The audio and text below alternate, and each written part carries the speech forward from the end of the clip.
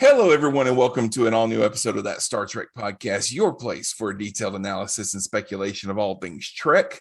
My name is Sean Ray, and I think that if we're going to start seeing a lot of ships named after Star Trek characters like the USS Nog and the USS Janeway, then I can't wait to see the USS Worf, because the seats will intentionally be tilted to make resting uneasy, and the replicators only serve prune juice.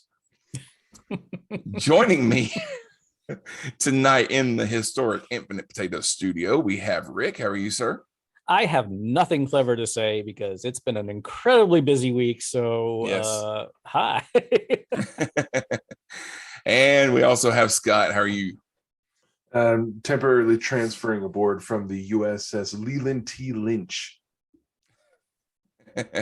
Only we because he insisted on including his middle initial every time he said his name because he was a pompous Wasn't dick. Ensign Lynch the one that got Borgified and then Picard shot the crap out of him?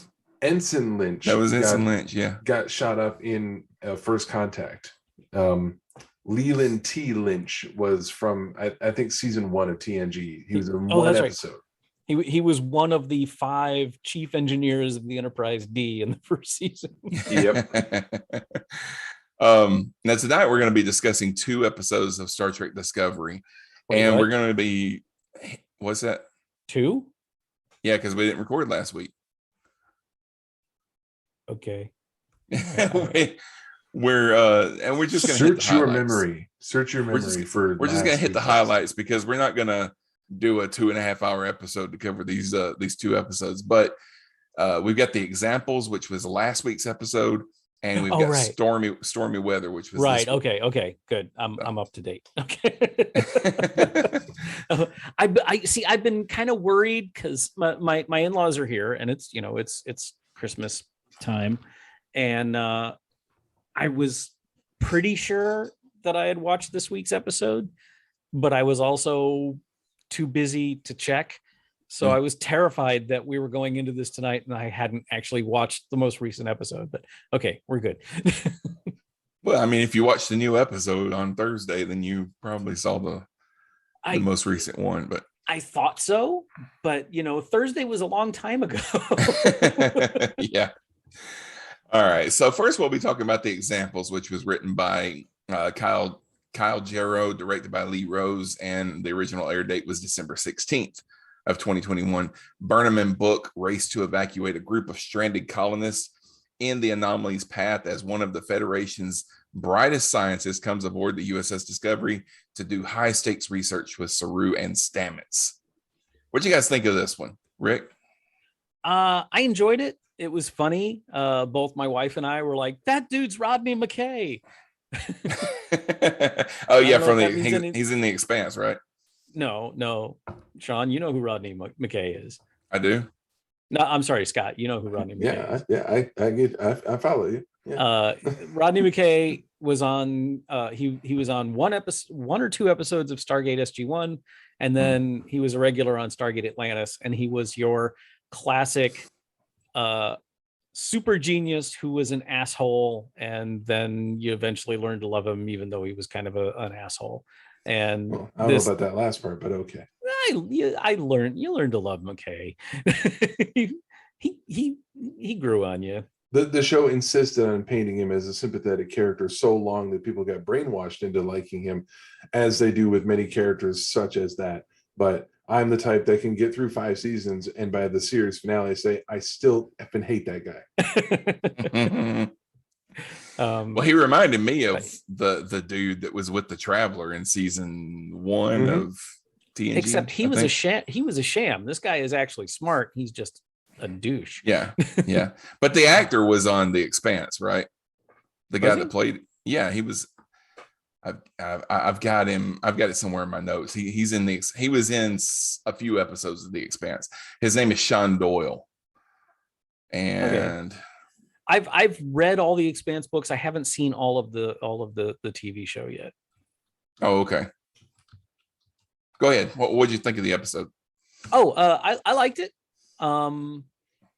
Again, we are getting more into episodic situations with Discovery, which I don't mind.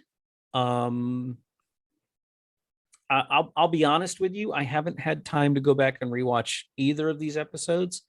So the examples is a little vague to me right now, but I kind of, I didn't have a problem with it that I recall. Yeah. All right. Scott, what about you? I have to agree with Rick that the episodic format is coming back. They are finding that space between episodic and serialized television that many series have gotten into before, where they lay down a story that is meant to stretch over the entire season, and that story is touched upon and it is mildly somewhat advanced per episode. Mm-hmm. But that is done through the self-contained plot. Okay, this is what's happening this week. Here's the problem they have to solve this week. And a little at the beginning and a little at the end, we'll check in to see how that plays into the story for the season overall. But the main focus is the standalone problem that they have to solve each week. Yeah. Which I always think of, excuse me, of USA's Burn Notice when I think of that type of storytelling. There'd be one scene at the beginning, one scene in the middle, and one scene at the end of the episode that would have to deal with the season-long arc, and then everything else was the weekly story. It's nice in that you can jump in and just deal with the story of the week and not have to worry too much about the overall season arc. I think an unfortunate side effect, though, is it leads to some predictability because there are only so many new individual stories that you can tell. And the examples was one of them. When there's some prisoners that are stuck in this room. We have to go rescue them. Well, you can pretty much telegraph what's going to happen from there. They're going to go down, they're going to try to help them. There's going to be some resistance, then everyone's going to be on board with it, but then someone's going to say, you know what, I'm not going to leave. Spoilers, that's exactly what happens. Yeah. So it's well made, it's all well performed, it's fun to watch. I find myself, and I know I'm speaking about the season more so than just the episode, but it's true for both. I'm finding myself less surprised by the stories that they're telling this season. I'm still entertained. I still love it. I love the characters, and I love that it's still building Trek, but I'm not really shocked by anything that's going on. Nothing's making my eyes go wide and make me say, whoa. Yeah. I think, but 50 years plus into Trek, that doesn't happen too often anymore. Well, they were okay. So they did something in this episode that I was really hoping that they wouldn't do. And I'll get into that, but I still think that this was a pretty strong episode. For one thing, it got back to the plot of the season where that we had kind of ignored. They just kind of mentioned, hey, this DMA is out there, it's coming. Let's do another storyline, and kind of ignored that this is happening for a couple of weeks. But the last couple of episodes put that on the back burner, and now we're back to it. So, and it had a nice even amount of action as well as character stuff. So I was really feeling Tilly's absence, and I'm glad that they acknowledged the fact that she was gone. They I think Reno dropped a line halfway through the episode about her being gone. But it was great to see Reno again. Yeah. Oh, here comes Chris. Oh, fuck. Let me admit. Let me admit him.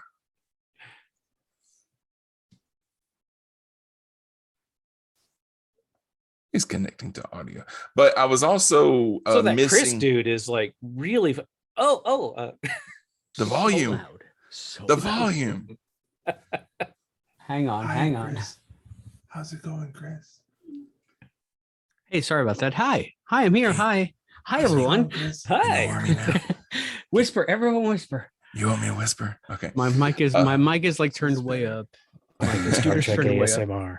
I was doing noise reduction before, and it's like, holy crap. Yeah, and ASMR, right? ASMR. I feel like Ralph and Piggy. Anyway, Asmir. Sucks to your ASMR. What is Sucks to your Asmir? What? specs. Sucks to your auntie. Lord of the Flies. I'm sorry. But hi, I'm here. Hi, I'm sorry I'm late. Hi. That's all right. We're talking about the examples. But I was just saying that I was feeling Tilly's absence. I was also missing Adira, and it was kind of weird that they wouldn't have been involved in Stamets' experiment. But I guess it's kind of a too many cooks situation because they had the special guest star. They wanted Reno in there. I guess having Adira in there as well would just be, like I said, too many cooks in the kitchen kind of thing. But the guest stars were really strong this week. Michael Gray Eyes as Felix was fantastic. He's one of that guys that you see a lot, but you never really learn much about him. You never really remember him after you see him. He's been in a couple of shows that I follow, like True Detective and Fear the Walking Dead. And like I said, Sean Doyle is known to fans of The Expanse, and he's joining the show, which I'm assuming we're going to see him again as Tarka. I'm sure we have finished with him, but the one thing that I didn't care about is the fact that right off the top they said that the DMA, that they know for a fact that it was created by somebody. I was like, that came out of nowhere. And also, why? Well, I wanted it to be a natural phenomenon. I didn't really want it to be a weapon of any kind, but we all did. It's not about what I want, but yeah, isn't it? I think, you're not the only one that was disappointed when they decided, oh, it's got to be artificial because it changed course. I keep getting, and this may be jumping ahead a little bit, but I keep getting a excuse me, immunity syndrome vibe from this thing, especially next episode. Yeah. But I got the feeling before in the examples as well, when they were like, there's this null zone around it. It was like, we've heard that before. Yeah. Chris, what'd you think of the episode? We're talking about 2 episodes tonight, right? Yeah, we're starting out with the examples. The better of the 2. Better guest star. I did like the fact that we had a guest star that we could sink our teeth into, and he was, I'm sorry, more interesting than anybody on Discovery to date. I'm having a problem with this season, so I'm sorry I joined you guys late. I know that we probably did initial impressions and all that, but I feel like the episodic turn for Discovery in season 4 is welcome, but they don't know how to do it yet. So it's very uneven. It's very difficult to watch the show this season. I never thought that I would miss like the hyper serialized version of Discovery that we've seen since it debuted, but I don't know that the characters have been developed enough, even after 4 seasons, for us to go so slow so much this season. Like, I don't know that I know anybody. I don't know that I care about anybody on the ship as much as this season is trying to make me. Does that make sense? Mm-hmm. I feel like the quintessential Star Trek fan. You're doing it wrong. Do this, and then they do this, and I'm like, no, you're doing it wrong. So, yeah. But be different, but not too different. Damn it. Yeah. Be familiar, but not too familiar, but not too not familiar. That being said, of the 2 we're going to talk about tonight, I like this one better. So, okay. Yeah, it was okay. It was fine, but just a lot of like weird pacing stuff, like just a lot of weird problems with this season. I feel like this is a transitional season for Discovery. Anyway. Yeah. And like I said, we're gonna hit the highlights. Go ahead, Rick. You were about to say something. Well, the whole, here's a new planet with a penal system we don't agree with, therefore we're going to ignore it. That's like TNG to the max. They must have had 5 different episodes along those lines. Voyager did too. I like that Burnham was like, screw you, you're stupid, we're going to get these people. But then like the method for getting the people was kind of stupid. Well, it wasn't so much that they had a penal system that they didn't agree with. It was just that they would just ignore the fact that they have prisoners there and just leave them to die. Like they didn't matter at all. And so they had a penal system that they didn't agree with. Yeah, but that's but I mean, that's not part of the system. That's just like, we're evacuating and screw these guys, leave them.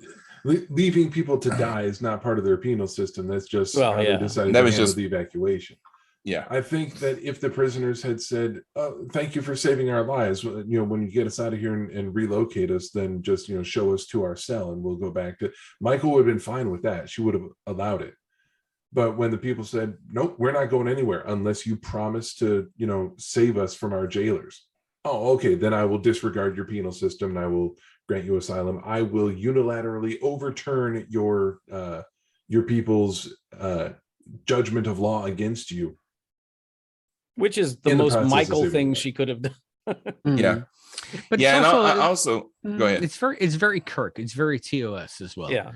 I feel like you said TNG, but I feel like they're trying to channel some of the spirit of TOS this season, but it's just not working very well because we don't care about the characters enough. I don't know. And TOS is like not really known for its character development. Yeah. Yet I still feel like I know everybody on TOS better than I knew everybody on Discovery. I don't know. Well, I think we get more of that in the next episode. Yeah, you're right. Yeah. How much information is this computer that is a computer /com badge /transporter thing that they wear? How much information is that thing supposed to carry? Because Michael is able to pull up all these rules and laws from way back to determine whether or not she can give them asylum, and they're cut off from the ship. So she's how much does this thing have in it? Nothing if you're not connected to a network. No, Sean, how much memory in these things? How much information does the plot need? Yeah, I mean, you would only be regulated to what you have saved on your phone. She wouldn't have that saved on her device. But think about it. When she's cut off. Think about it. Okay, this thing right here has orders of magnitude more memory capacity than the buildings that sent Apollo to the moon. Okay. Yeah. I have been in the same room as the computers that were used for has Apollo. More memory capacity than the buildings that sent Apollo to the moon. But that only does you any good if you have the foreknowledge to put that information on that. But okay, this doesn't need to go into space. Okay. It's been established in Star Trek forever that the library computers on their ship carry the sum total of human knowledge. Okay, that's kind of always been a thing. So we're 1,000 years in the future where miniaturization has probably reached the quantum level. So packing a library computer into this thing that can also work as a transporter isn't that big of a leap? Because I'm not buying that. In that sentence, you said quantum and leap. I'm just saying. No, it comes down to this, Sean. If your smartphone was not connected to Wi-Fi and had no cell signal whatsoever, and you're just dealing with simply how much hard drive space you have, then how many books in .txt or RTF or DOC or PDF format can you hold on a 124 gigabyte phone? You can hold a lot of text, and essentially that's all she was doing was reading text, because she was going through essentially Federation law when it comes to granting asylum. Yeah. So if she was just going through documents, then they could have quite a lot of books stored on the comm badge. So you're thinking all All of right. Federation law is just like a README file on the Yeah. badges. Well, a searchable it's README just- file. Yeah, and it just comes standard on the comm badge when it's issued. But okay, so Admiral Vance is briefed on this new and shocking discovery, and he lets the team know that Starfleet security is narrowing down a list of Star Trek's best known godlike suspects. He names a few like the Iconians, the Metrons, supposed to be all dead. Nicene. Yeah, Metrons, who we haven't heard from since. The Metrons were an interesting mention because, if y'all don't know, when the Metrons were first mentioned, it was in Arena. They were the ones that set up the fight between Kirk and the Gorn. And at the end, they were like, yeah, you guys kind of suck, but maybe in 1,000 years, you might be worth talking to. And we're about there. Yeah. So, I didn't see any dudes in like a toga. no. So it could not be any Star Trek gods. TOS gods, I'll say. Yeah. Right. Yeah. Well, they also mentioned the Q continuum, but then they say, well, they haven't been heard from in 600 years. So Picard is going to lay down some smack on Q in February, is what I'm thinking. yeah, and we're never going to hear from you again.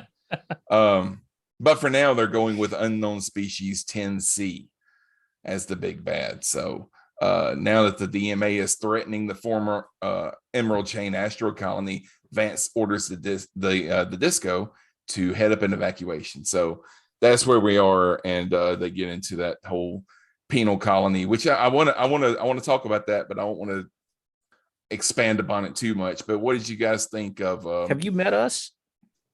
Well, we have another show to do tonight, and I want to cover both these episodes. So.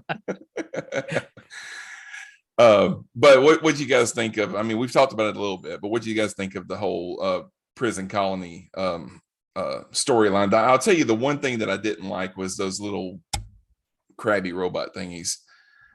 That was stupid. It was a very Star Trek trope thing, and it was just like, all right, we've been here before. We know they'll get everybody out. We know they'll defeat the bugs somehow.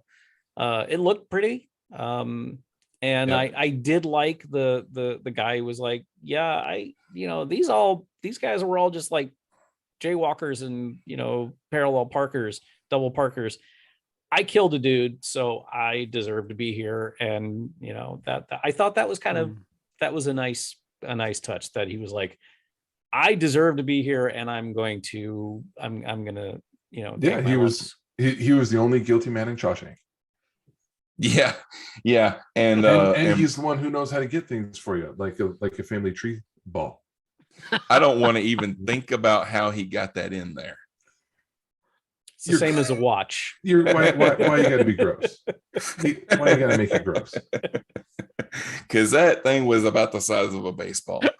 It was not. It was about the size of a golf ball. Still uncomfortable. Still uncomfortable. Yeah. No comment. But Book, he's fiendishly determined that he doesn't want to leave anybody behind. There's no reason, just because this guy says he wants to stay, don't let him stay. Take him anyway. I mean, there's no reason to let him sit here and die. And that was kind of my only problem with the episode, is Book was blaming Burnham for letting the dude make his own decision. And that was like the most Starfleet thing Burnham has ever done. Mm-hmm. Well, he's not Starfleet. I mean, by selectively obeying the Prime Directive for a change. Yes. Yeah. And and tell me a captain that hasn't done that. Yeah. But he's dealt with a lot of death over the last few weeks, so True. he just doesn't want to see. That was the issue. Yep. Yeah. He didn't want anybody else to die needlessly where he could prevent it, and he feels helpless in the face of. So, and that was a situation where I would have completely understood if Michael's response to Book in that moment were to be, "Hey, I warned you. I tried to get you to not come with me on this mission, but you insisted on coming. And if you're going to insist on coming, then you are going to shut the hell up, and you're going to do as I say because I'm in charge of this mission. If you're going to pitch a fit, then you can get the hell out. Yeah. But the fact that she didn't say "I told you so" was actually pretty cool too. It's pretty cool, but also if you notice in this episode and the next episode we'll discuss, I think a really nice character trait for Book is that he defers to Michael almost always because he knows she's captain. He knows that she has other considerations, and he knows that I'm just the boyfriend and the dude with the ship in the hangar deck, but she's got a lot more consideration than me. So I feel like this was as close as he's come this season to holding it against her. The fact that she's got a whole other set of priorities that don't necessarily have to jive with his priorities. And I get it. I get where he's coming from because he just saw his whole planet die. So, but at the same time, he's never going to openly confront her and say, you're doing it wrong. And I like that about him in the sense that he's cognizant of the bigger picture. He knows that he can't always be the default for her. Yeah. And I feel like that's somewhat different for Star Trek, because I don't know that we've ever seen like a real close relationship like this on Trek. Maybe Riker and Troy and Picard, but they're out of Starfleet at that point. I'm trying, maybe Tom and B'Elanna, but I'm not a Voyager fan, so I don't know if they ever came across like, what do we want to do as a couple versus what do we need to do as Starfleet officers? You guys have to tell me. No, but, you're absolutely right. There has never been a relationship like Book and Michael on Star Trek, and I like it. I like it a lot. I like how, I think in the past it would have eventually been Book going, well, we're going to do it my way, and Michael would have been like, oh, okay, because Star Trek has been very much an exemplar of the patriarchy, even when they're trying to be progressive. And in this instance, Michael is clearly, Book could at any time go, F y'all, I'm out of here, but he doesn't. Yeah. And he defers to Michael even when he doesn't like it. The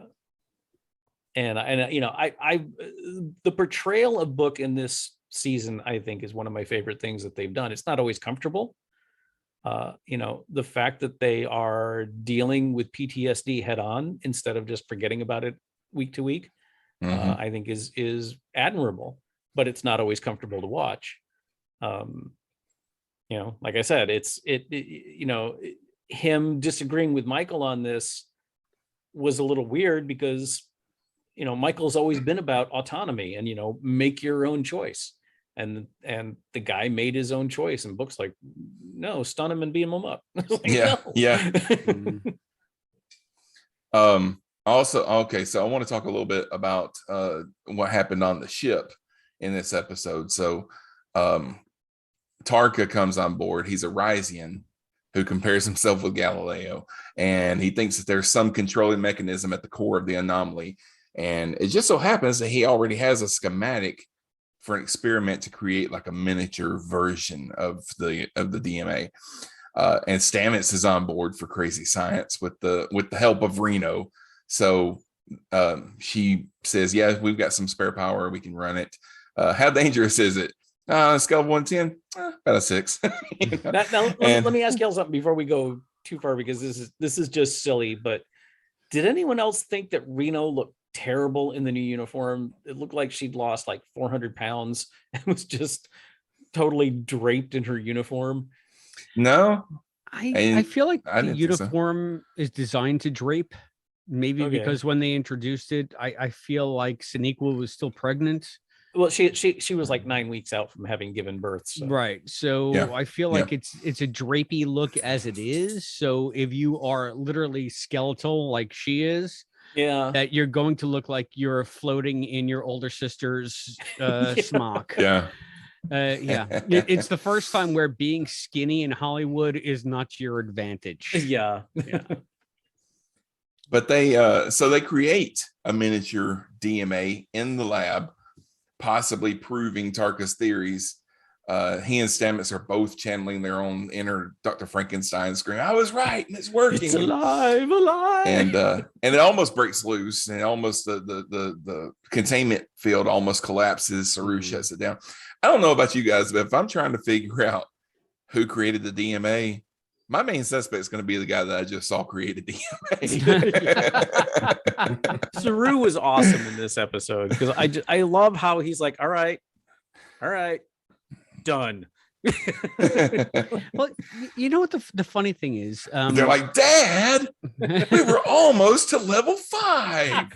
It was nice that Saru put his foot down and pulled the switch and turned off the experiment. I would have preferred that he said it, that he put his foot down before absolutely and completely caving into this visiting doctor just because he said scream. That was kind of fun though. It would At least what I it- would have at loved least was none if of his his little darts things came came out and just speared the. Yeah, I was it was- looking for the next spears to come out. I really was. It was fun insofar as it's a nice quirky bit of back and forth between this wacky visiting scientist who's like rock star research guy versus Saru, who's very reserved, and he gets Saru to raise his voice a little. Well, that was kind of liberating. Okay, I'll let you do this incredibly dangerous thing that might kill us all. Because screaming is fun. So it's perhaps a light diverting piece of entertaining dialogue, but I found it rather difficult to just go along with. It seemed very contrived. I felt like the visiting doctor, who I term, and I've never even seen the episode, but the outrageous Focana. That is basically Stamets in the Writer's Bible for season 1. Doesn't have very good social abilities, is more of an outlier when it comes to his theories. And I feel like they've assimilated Paul almost too much into the mainstream of the crew, where they had to bring in this character to, I'm sorry, steal his thunder. Why couldn't they make it so that Stamets figured this out? Instead, he's chasing proto wormholes to no end. And then they bring in this dude with a U on his head. And another thing, like Risa is like, it's 1,000 years since anyone's been to Risa. Why not make Risa like the most conservative planet in the Federation now? Like, why not make a change to what Risa is? But anyway, that's besides the point. Well, I also like the fact that But why not use the characters you have to come up with these breakthroughs? Why do you need to make this guy come in and be Stamets season 1 so that Stamets can figure out the DMA? And it was also just like, that was a little too easy. I don't know. It was just like, it was plot advancement is what it was. Have you seen Stargate Atlantis? No. Okay. We were earlier comparing that character to a character from Stargate Atlantis who was the super smart but absolute socially inept asshole scientist. Risa is still a pleasure planet, even though there were no tourists for over 100 years because of the burn. Well, they didn't say there were no tourists, and you don't need tourists if you're just going to be like, everyone's getting laid. Everyone that's on the planet, because no one can go anywhere because warp drive is virtually done. There's no warp drive. Yeah, lithium is gone. Yeah, it may be like what Disney is now. Just the very rich can show up and pursue Jamaharon. Go ahead, Scott. No, sorry. And the other plot that was going on was Culber. He's been keeping extra busy with his capacity as ship's counselor, and it's getting to him. So he has a meeting with Dr. Kovich and recognizes that he's burning the candle at both ends and acknowledges that he needed some of that David Cronenberg deadpan brutal honesty. Yeah. So he admits that even though he's offering a lot of hope to his patients, inside he kind of feels like a failure and a fraud. but you died. Yeah. Don't forget about that. You died, And by the way, I want to say publicly the thing that I said on a few individual fan pages for a few days. Kovic is not a computer. Stop saying that. No, he's not he's Kovic is a person. Everybody, I mean, I keep seeing all these theories that Kovic is a hologram. Kovic is not a hologram. It made sense in the first season we saw him because it could have been, but I think it's pretty damn clear now he's not. Yeah. Mm-hmm. All right. So this week's episode was titled Stormy Weather, written by Ann Kofel Saunders and Brandon Schultz, directed by Jonathan Frakes. Original air date was December 23rd of 2021. Seeking answers, the USS Discovery ventures into a subspace rift created by the dark matter anomaly. Meanwhile, Book faces a strange visitor from his past. And I felt that it was a pretty strong episode. I thought there were a lot of things that I enjoyed, a couple of things that I thought were out of place, but for the most part, I was a fan of this episode. I think that if any director could pull this off, it would have to be the Frakes. Okay. But I'm not really a big fan. I'm not really a big fan of when people have visions of dead relatives on TV shows because Thank you. Because they find answers to the questions by talking to hallucinations and things like that. It's just that in a show about spaceships and aliens and black holes, that may be the most unbelievable thing in the episode. But I was also go ahead. The hallucination say, I don't know, I'm your brain. So yeah, well, I mean, he also started like Book hates him because he hunted the animals that they worshipped and stuff like that. I don't know. It was all kind of confusing, but I was also happy that Gray got to actually do some stuff other than just sit around waiting for his new life to get started. And I absolutely loved all the Zora stuff. I really thought we were going to get answers to that short trek that we saw like 3 years ago. Right? But I love Zora. I love Zora so much. Every time she talks and she is Zora, I'm on the verge of tears because I thought Calypso was one of the best short treks ever. I know I'm in the minority of Trek fans, but I loved Calypso. I love Zora. Then we are in the minority of Trek fans because that was whoa. Calypso is by far the best short trek. That doesn't mean I'm on board with anything that happened in this episode. So. No, the trouble with Edward was the best short trek, but wow, I'm gonna fly down there. Well, watch out, everyone. We got a hot take over here. It's like a scholar. Right. I love that this episode really gave the bridge crew something to do. Has anyone else? Well, at least they brought them back because they were on a break for like 2 weeks. Yeah, we didn't see the bridge crew much. has anyone else noticed that Burnham never calls Oo? She only calls her Oo-Sikun. She uses her full name every time. I don't think anyone has called her Oo this season. Detmer does. They're best friends. Yeah, I haven't been hearing they're best friends plus in Rick's canon. So yeah, I think there's more there. Yes, but no, other people have called her Oo. I can't give you exact. I again, my in-laws have been in town for Christmas, so I've only had a chance to watch this episode once. But I have heard people call her Oo, but Burnham never does. Burnham only uses her full name. Well, I mean, Picard never called anybody by nicknames on the bridge. Not really. I mean, he never called Wesley.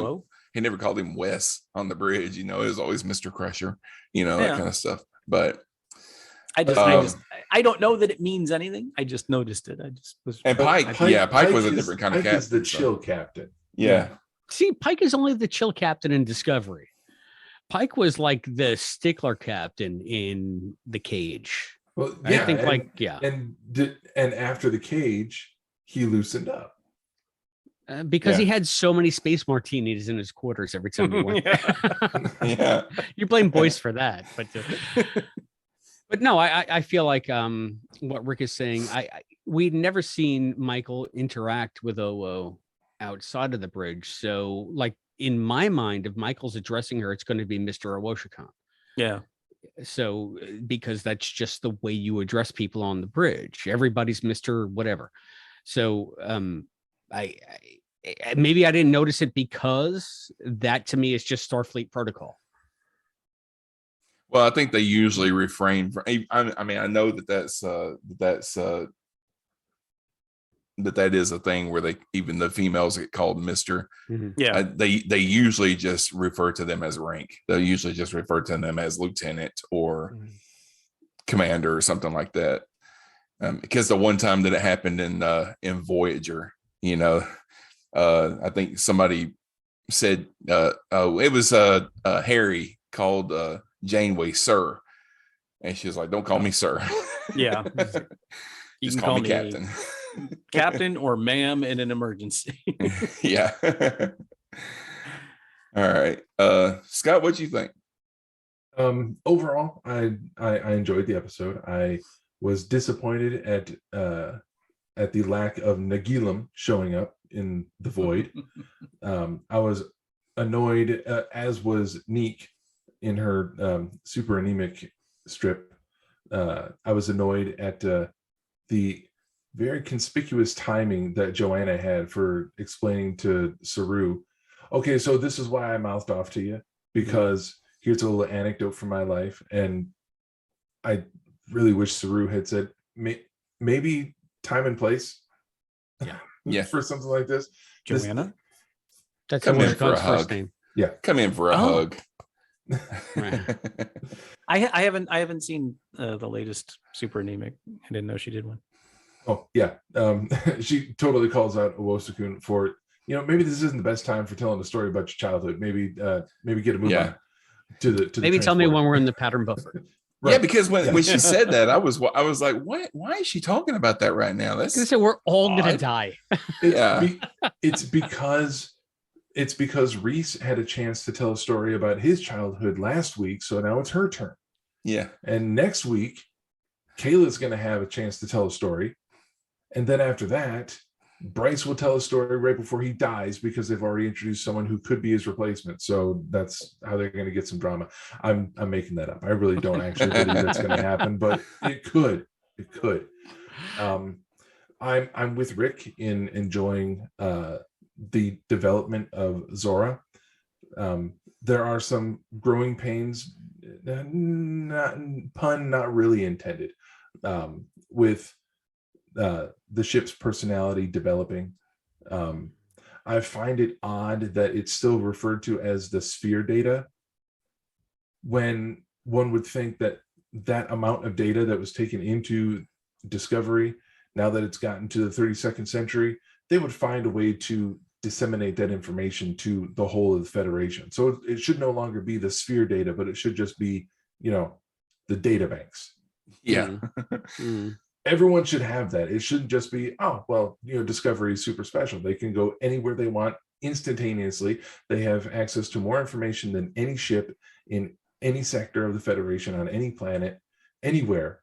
They have the most vast store of knowledge within their computer system. That's 1,000 years out of date.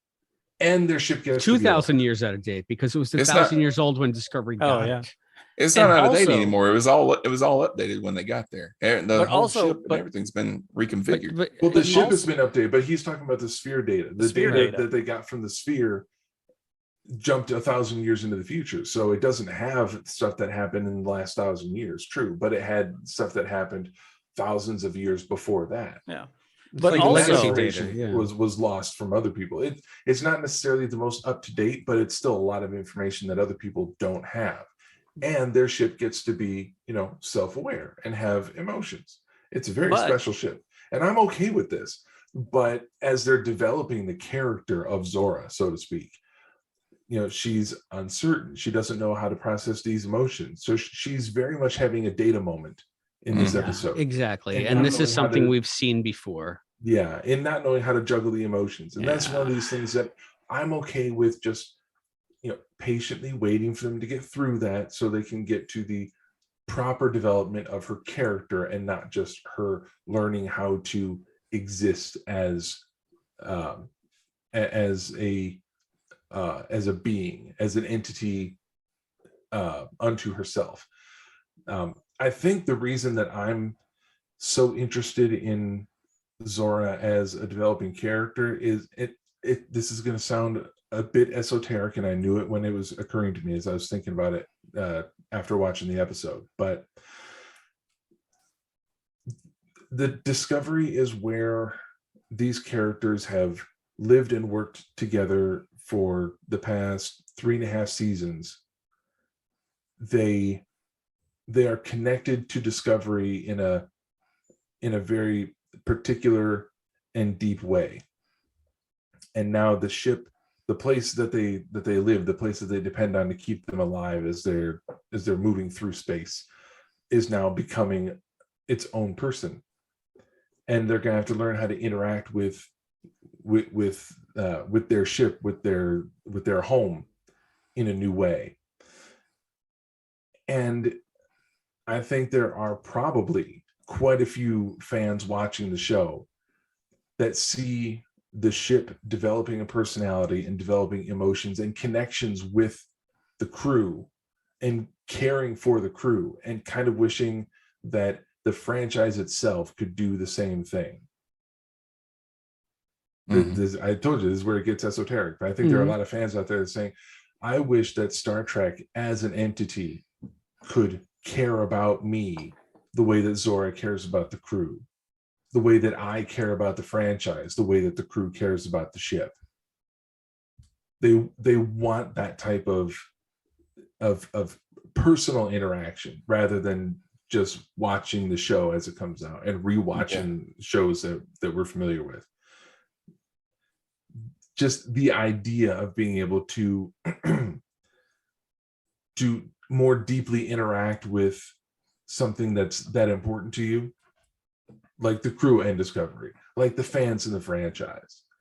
It's enticing. It's never going to happen, but it's nice to think about. Yeah. I think that's the reason that some people are going to be so interested in this storyline dealing with Zora, is as the ship becomes more aware and begins to interact.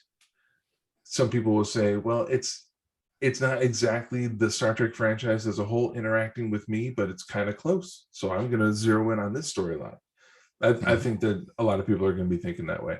Am I going to go to Twitter and see if I'm right? No, I am not, because I use Twitter to post my artwork, and that's it, because I'm not reading the comments.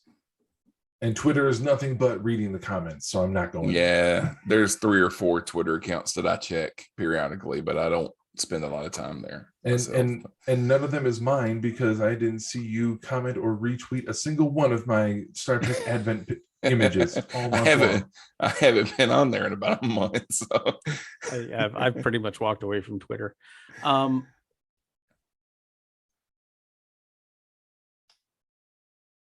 Never mind, I lost it. Okay. My esoteric take just stumped everybody. That's good for you, Scott, to find so much meaning esoterically in something that's just not there. This to me was maybe the weakest episode of Discovery for 2 reasons.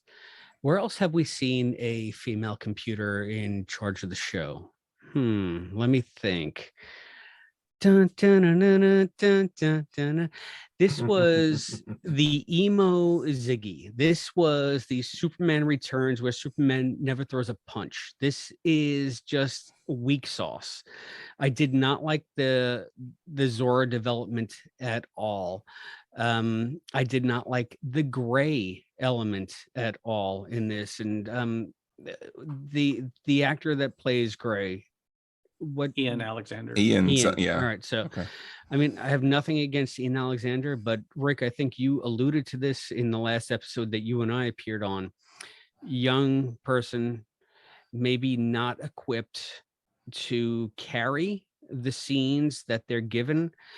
I felt like every scene that he was in, it was, I'm acting and I'm reading and I have one inflection, and it just it took me 3 tries to get through this episode, and I didn't like any element of it, even the void and sort of the science mystery, which Discovery has been leaning more and more on this season, trying to be more like, I feel like it's trying to be TOS, in the sense that we always have some kind of scientific hurdle to jump, so that we can get to the end and tech to tech, and then we'll be out. And that is, they're trying to emulate like very classic Trek tropes, but it doesn't work for Discovery. I don't know why, but I was bitching in my mind about Discovery for the first 2 seasons because it's too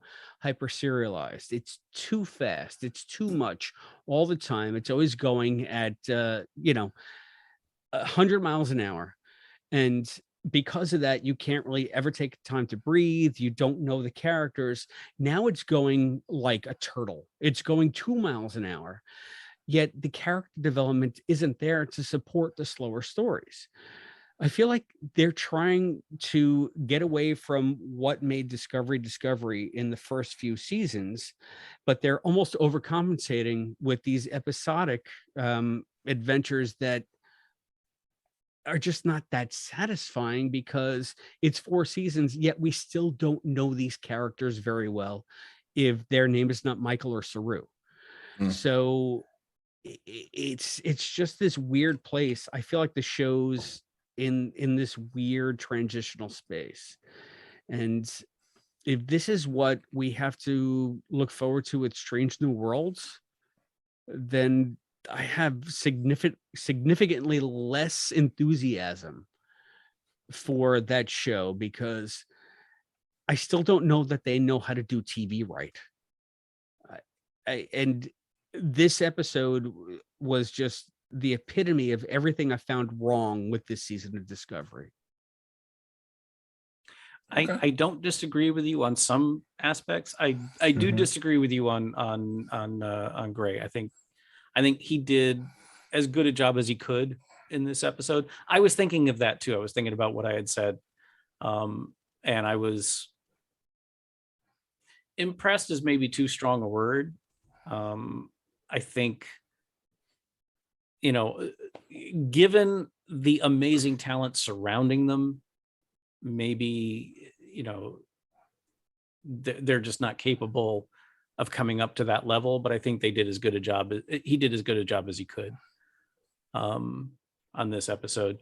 I remembered what I was going to say earlier, Scott, when you were talking about everybody should have the sphere data now. They may not be able to. Remember, they couldn't delete it. It may not let itself be duplicated either. That may be one of the reasons why Discovery stands out, aside from the spore drive. Why Discovery, why hasn't the crew been disseminated to other ships? Why hasn't there been more current Starfleet personnel assigned to the Discovery? Yeah. I wanted to ask you guys a question about that, because this goes back a few episodes where I wasn't on the show. But is it realistic for Saru to say, they offered me a captaincy, but I turned it down?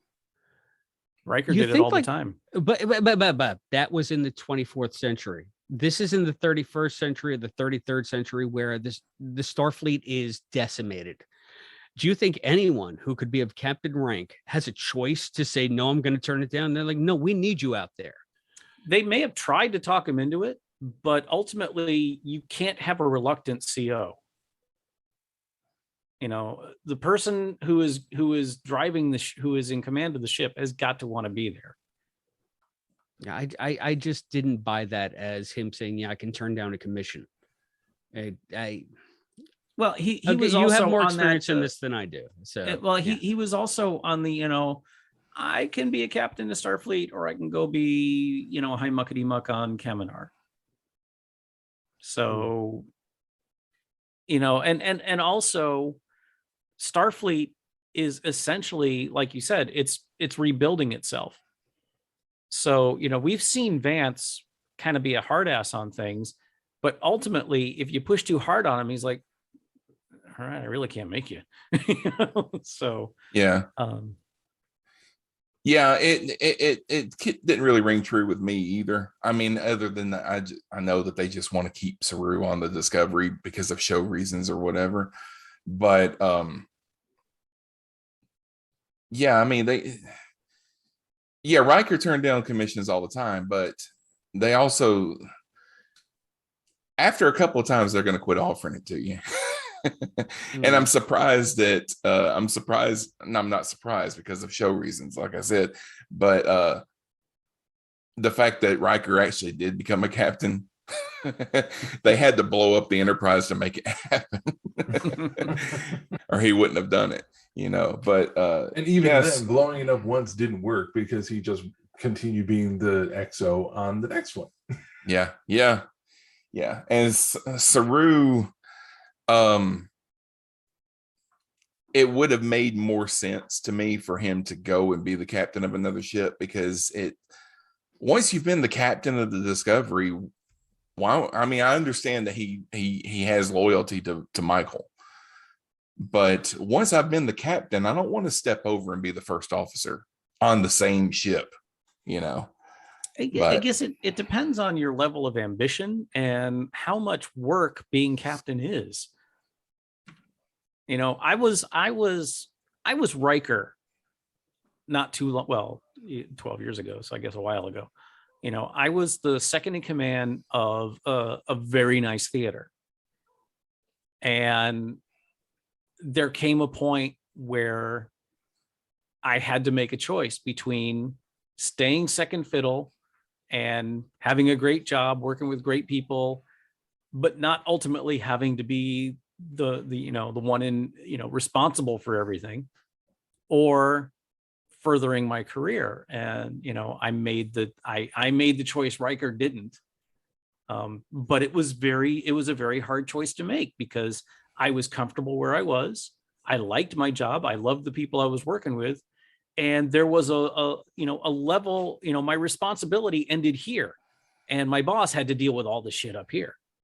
Mm-hmm. So at that point, I understood Riker a whole lot better than I ever did. Everybody assumes that everyone in Starfleet wants to be a captain, but that's not necessarily true. Yes, we saw that Michael and Saru were competing for the captaincy of the Shenzhou. But we don't know that Saru wanted to be a captain just to be a captain. He may have just, thought that he deserved to succeed Georgiou.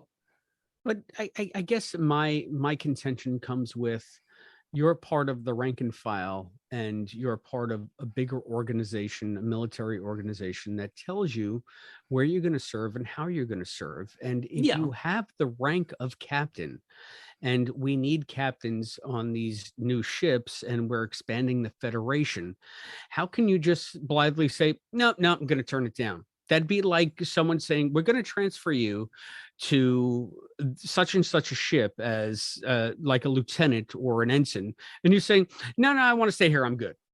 You don't have a choice. It's the military. You go where they put you. And this is one thing that Starfleet has always been weird about. It's like Spock served on the Enterprise his entire freaking career. Like, how could that realistically be? Well, again, and I agree with you. This is a complete contradiction. It's when you get into that discussion of, is Starfleet military or not? Starfleet is definitely patterned on the US Navy, but when it's convenient for the plot, we're not a military organization. Until an admiral shows up and says, I outrank all you assholes, and then takes you into the neutral zone. They're a scientific and exploratory organization, not a military organization, until the Dominion shows up, and then they are absolutely a war machine. Yeah. Until the Xindi show up, and then you get the Makos on board. Yeah, you're totally not wrong at all, Chris, on that issue. As ex-military myself, one of the first things they tell you when you enlist is, you can ask for whatever posting you want. We may give it to you, but the needs of the service come before whatever the hell you want. Mm-hmm. You can request a billet all you want. Mm-hmm. Maybe you'll get it. Yeah, that's the best we can do. And Sean, I don't know if you're seeing this, but John just sent an IM saying he is commenting on the Facebook post, and we're probably not watching. Yeah, no, because I had my notes up in front of it. Yeah, and then, Virginia made a lot of comments too that I never read. Sorry, John. Sorry, Virginia.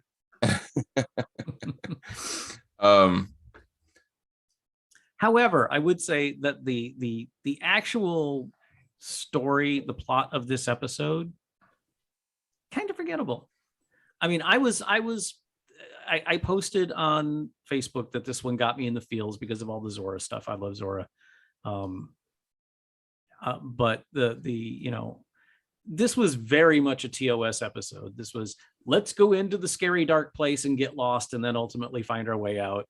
Yeah, we can't figure out how to get out. We can't find the door. Where's the door? But yeah. But did anybody besides me think that when they all decided that they were going to go into the pattern buffer, that's where that short trek was going to happen? I was thinking about it. Yeah. It I crossed thought maybe my this mind is for a second, but this being the middle of the season, it didn't. I didn't dwell on that for very long because well, once they said Michael's not going in, Michael's staying in the captain's chair, then I'm like, well, that wouldn't work then because unless she died or something. But I did like that the ship got the shit kicked out of it and they showed it in dry dock at the end. Yeah, that was nice. Yeah, that it wasn't just we're all better now. No, the shit got blown to pieces. Well, they did drop the line. It's like, well, programmable matter gets fixed very quickly, so next week we'll be fine. Right. The other thing that they would have to do, if going back to Calypso, if they want to, lead into the Zora and Kraft story that we saw, they're going to have to find a way to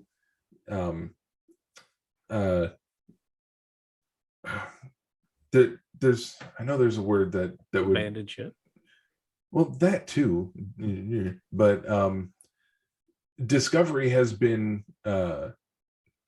received an extensive refit and update and a lot of upgrades to 32nd century tech. They're going to have to find a way to roll everything back to 23rd century tech because that's what we saw in Calypso. I don't think they're going to worry about that if they do it at all. I think that's just going to be why does Captain Pike look like Anson Mount now instead of Jeffrey Hunter? Well, if they had the makeup technology in the 60s, then Jeffrey Hunter would have been made up to look like Anson Mount. He was Northern Jeffrey Pike. Well, I heard that they were putting out a Blu-ray version of The Cage, and Jeffrey Hunter was being replaced with Anson Mount. Sounds very nice. George Lucasy. I sort of and by the way, I wasn't trying to be flip or dismiss what you were saying. Yeah. I think if they do try to incorporate the Calypso storyline, I think they'll just ignore that part of it.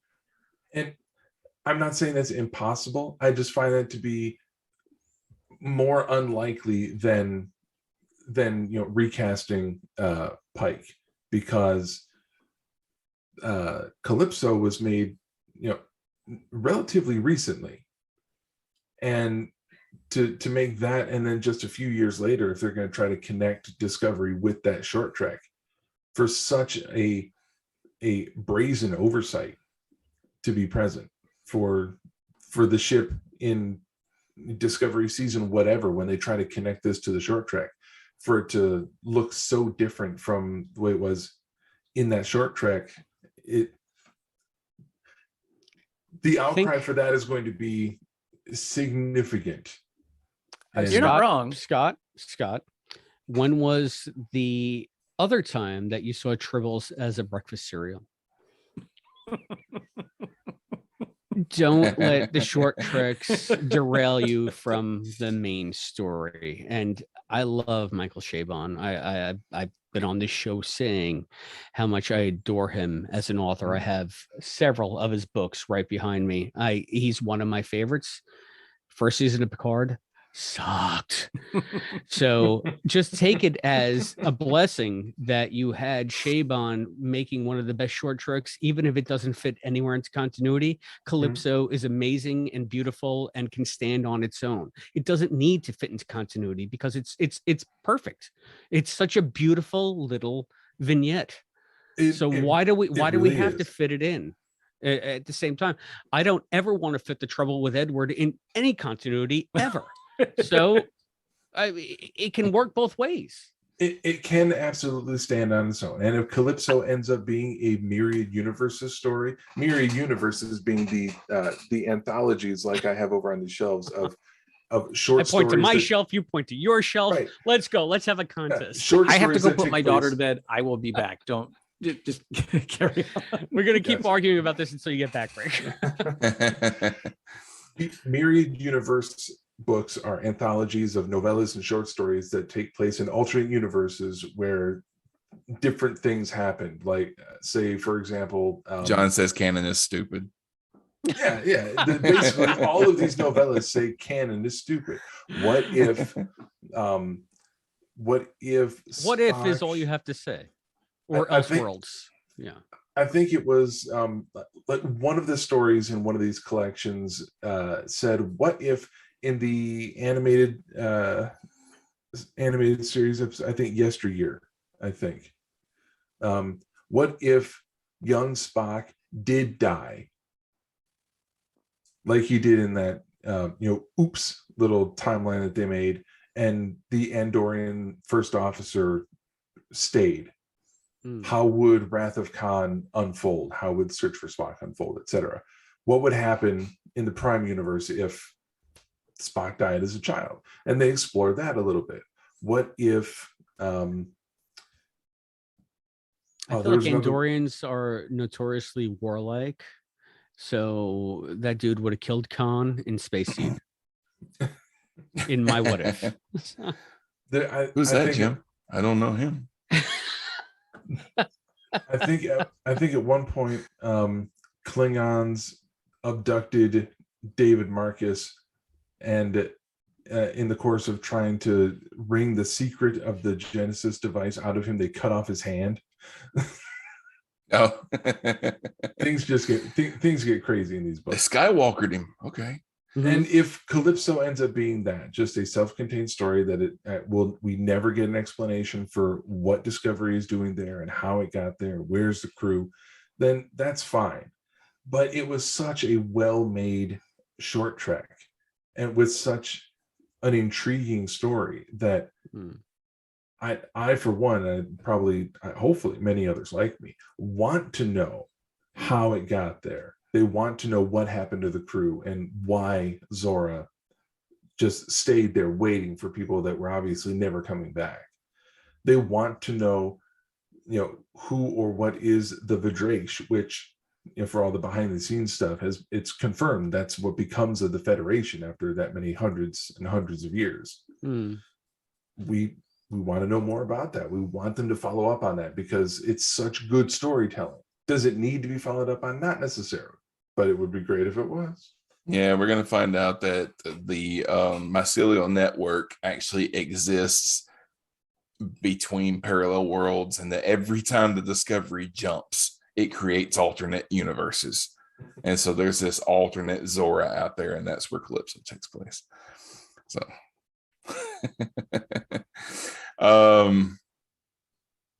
So Sean, okay, you didn't tell us what do you think? What did you think about the? I don't even know the name of the episode. Zora episode. Stormy Weather. Stormy Weather. How'd you like it? I like the episode. Like I went into it a little bit. I like the episode. I didn't like the book talking to his dead father bit, because that's just been done something. I mean, read a Stephen King story. That happens all the time. But yeah, I mean, other than that, all the stuff with going into the rift. Now it was very Trek. It was very Star Trek. We're gonna go in here and then we can't find our way out.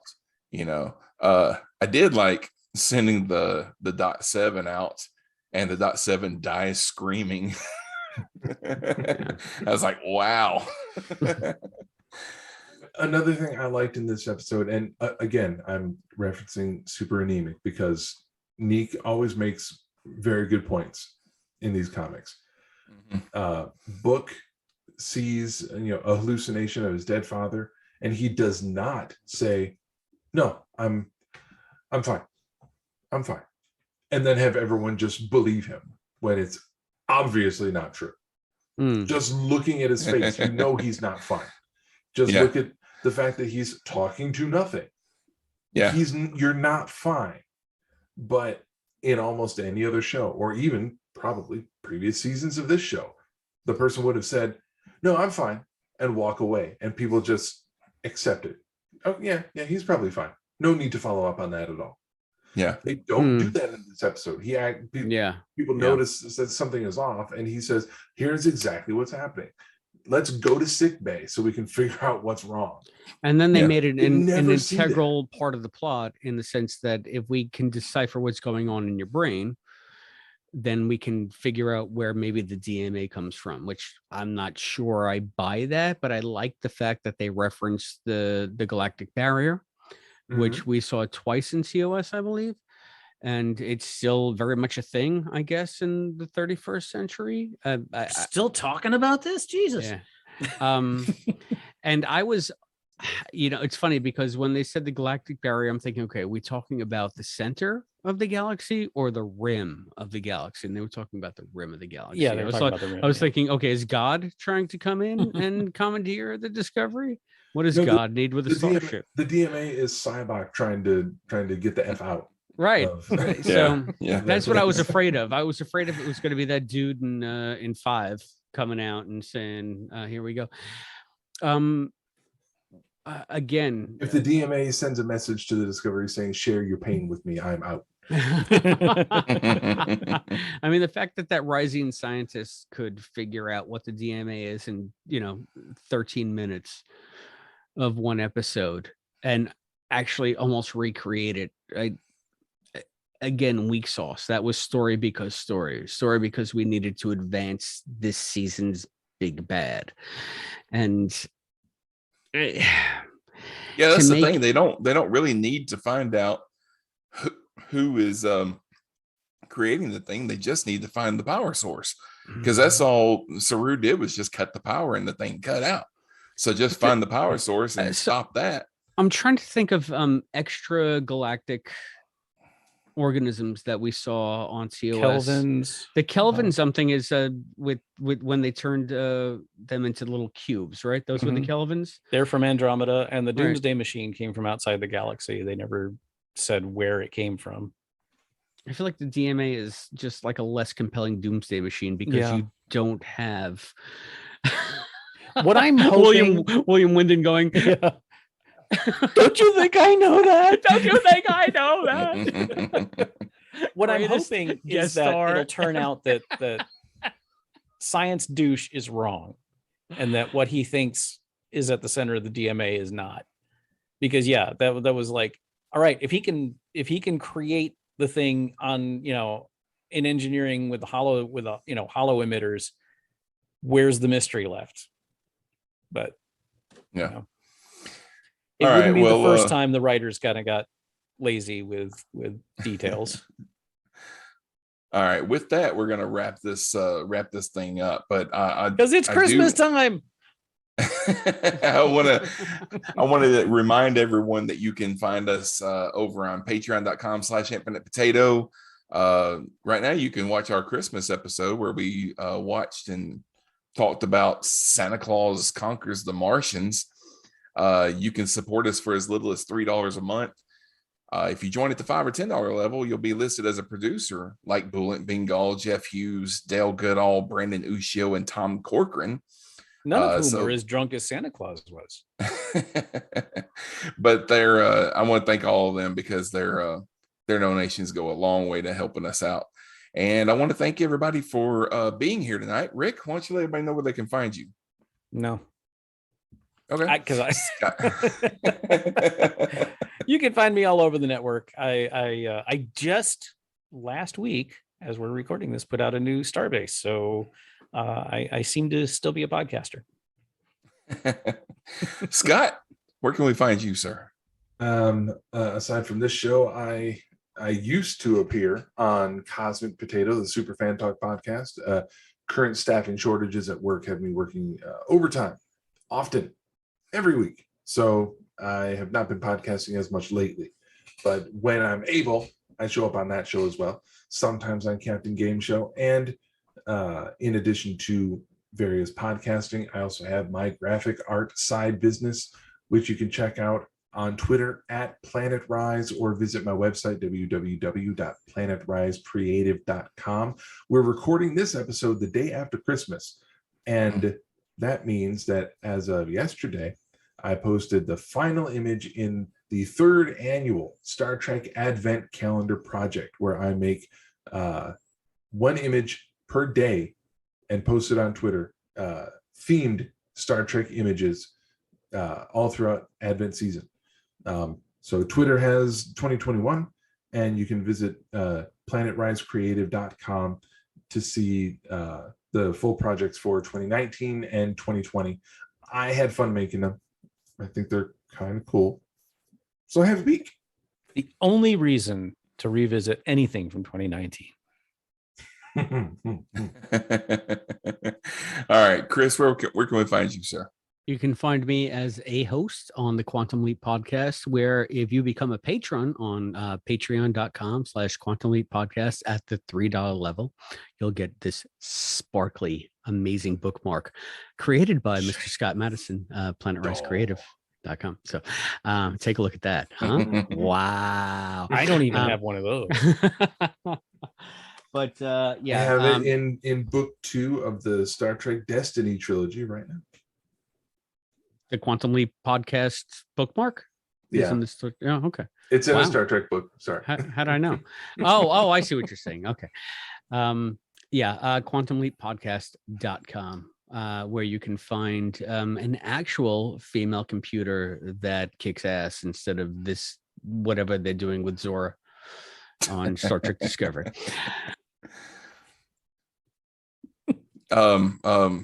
But Ziggy transitioned, right? Ziggy wasn't female from the Ziggy beginning. was a he forever until they decided to put Ziggy on screen, and then Deborah voiced Ziggy.